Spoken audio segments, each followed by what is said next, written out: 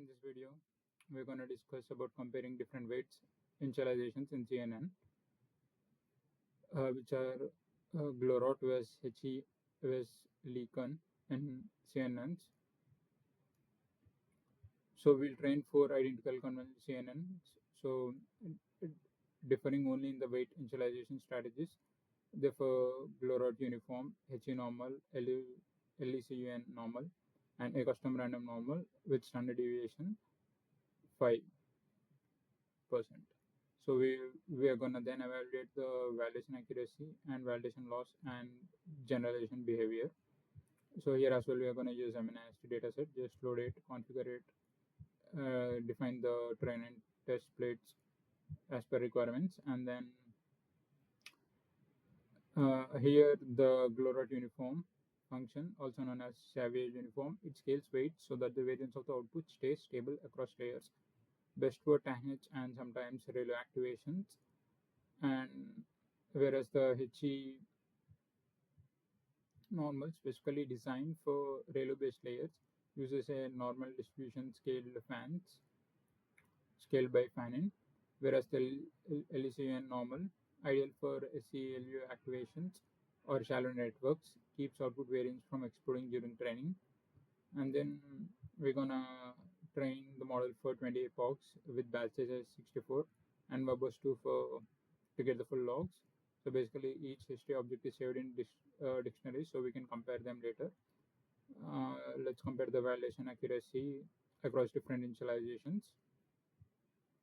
So each line basically represents one initializer. Watch how fast each model learns and check which one plateaus, overfits, or improves consistently. Here we can see that He normal and LECUN normal often converge faster, whereas the random normal tends to plateau early or overfit, whereas the Glorot uniform performs reasonably, especially in small networks. And then comparing the validation loss. So He normal and LECUN normal maintain lower validation loss, whereas the random normal can be unstable or flat, showing poor learning capacity. And we can see that accuracy and loss for the Glorot uniform. Here we can see it has a stable learning and slightly underperforms compared to He and LECUN. And coming to He normal, it has high accuracy and smooth convergence. It's kind of often best for ReLU. And moving to LECUN normal, surprisingly, it's kind of robust, especially early in kind of training. Great for shallow nets and SALU, but still performs well here. And moving on to random normal, it's kind of weakest across all three things that we seen before. It's slow learning and erratic validation behavior. In general, it's not recommended. So these are the accuracy values across all 4 models. Here we can see LECUN normal and Glorot uniform perform well, but LECUN normal surprisingly edges out slightly on this dataset. It might not be same for the other, so it's okay. But on other tasks, especially deep networks, He normal may generalize better. Thank you. Next, moving on to batch normalization. So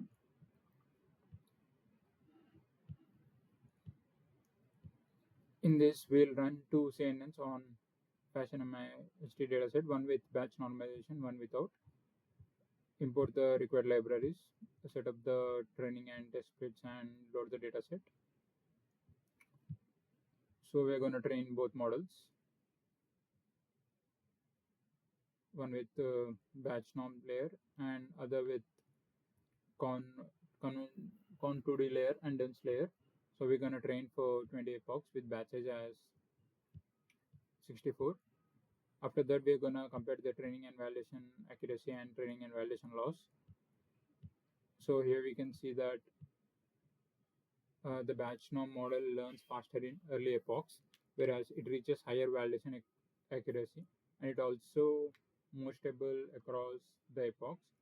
So batch normalization allows the network to learn with higher learning rates by reducing internal covariate shift. Therefore, the change in input distribution between layers during training. And moving on to validation loss, a lower validation loss means more confident and calibrated predictions.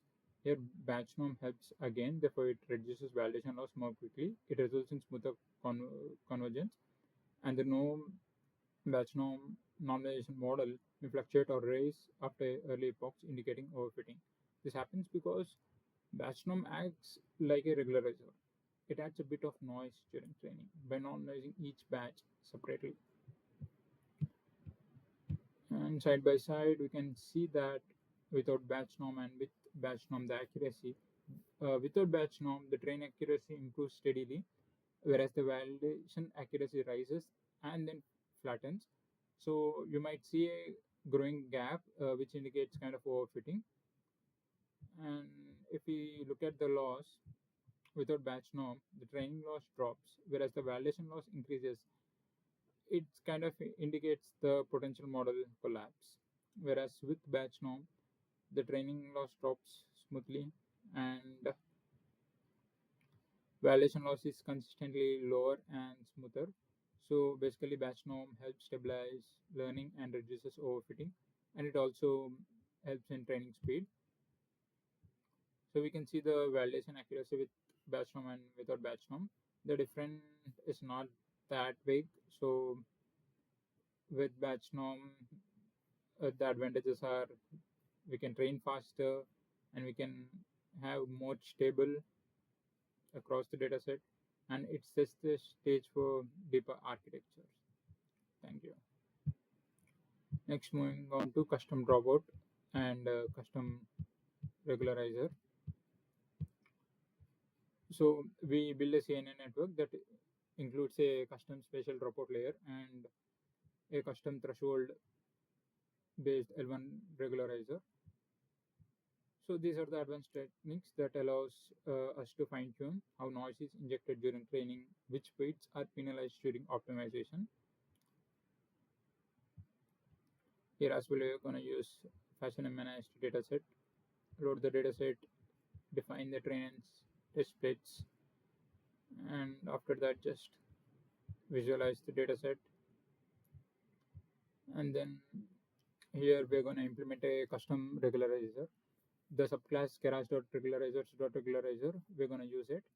So, but instead of standard L1 regularization, which penalizes all the weights, we only penalize weights which are above a certain threshold, because small weights might just be noise and we can ignore them, but large weights indicate over dependency, which we want to control so that the model performs correctly on the dataset. So this encourages the selective sparsity. Therefore, it's a kind of powerful tool for controlling capacity without over pruning.